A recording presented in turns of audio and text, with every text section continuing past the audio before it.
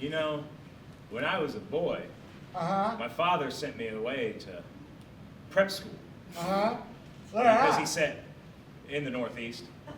Specifically, which one? Whitmore Preparatory. I'm from Whitmore Preparatory. No! Yeah! Oh, sorry. Chest. No, you can look at me in the eyes.